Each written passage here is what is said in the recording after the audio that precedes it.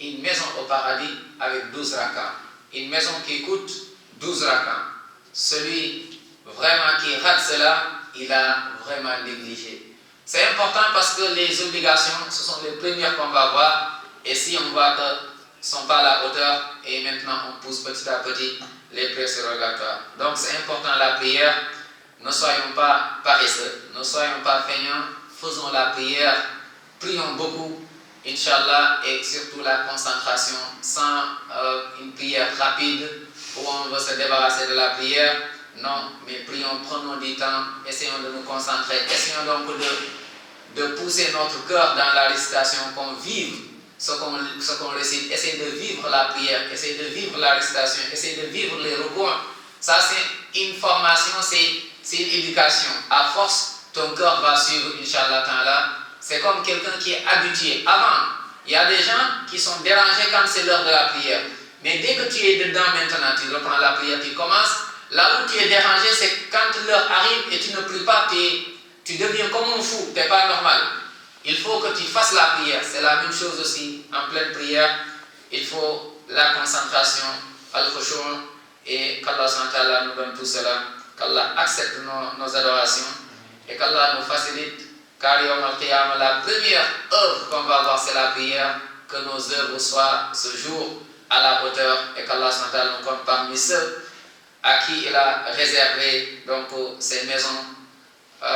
Nous a dit Rasul sallallahu alayhi wa sallam, grâce à leurs 12 rakats, qu'Allah nous le facilite et qu'Allah fasse que nos prières soient que pour lui. Et comme nous l'a enseigné Rasul sallallahu alayhi wa sallam, qu'Allah nous donne de la concentration dans nos prières, qu'Allah nous donne de la concentration dans nos prières, qu'Allah nous donne de la concentration dans nos prières et qu'Allah nous donne le goût de la prière. La prière a un goût, mais arifahu man arifa wa jahilahu man jahila. Celui qui l'a, alhamdulillah, mais celui qui l'a pas aussi, qu'il fasse dua, qu'Allah lui donne. La prière a un goût à part, a un goût spécial. Et al-arifuna billah, ceux qui connaissent vraiment Allah, eux ils le retrouvaient. C'est pour cela le prophète sallam disait, Bilal, arifna bis salah, parce qu'il voulait chercher ce goût dans la prière. Il disait, Bilal, viens, on le retrouve dans la prière. Et c'est un goût à part, tu le trouves nulle part ailleurs. Nulle part ailleurs. Parce que dans la prière, il y a le recours. Dans la prière, il y a le sujoud. Tu prends le plus haut en toi, tu le mets au plus bas pour reconnaître le plus haut, subhanahu wa ta'ala. Tu prends ton front, tu le mets par terre pour reconnaître Allah et tu dis Allahu Akbar. Et tu accompagnes tout cela avec le Coran, qui est la parole d'Allah subhanahu wa ta'ala, qui est une guérison. Comme dit subhanahu wa ta'ala, وَنُنَزِّلُ مِنَ الْقُرْآنِ مَا هُوَ شِفَاءٌ وَرَحْمَةٌ.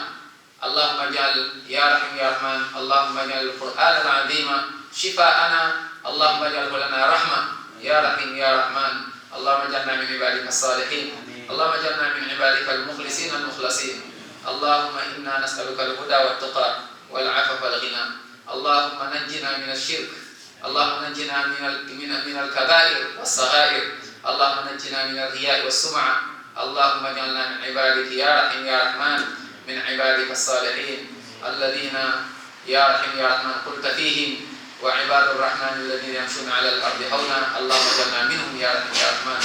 اللهم إنا نسألك الجنة وما قرب إليها من قول وعمل، ونعوذ بك من النار وما قرب إليها من قول وعمل.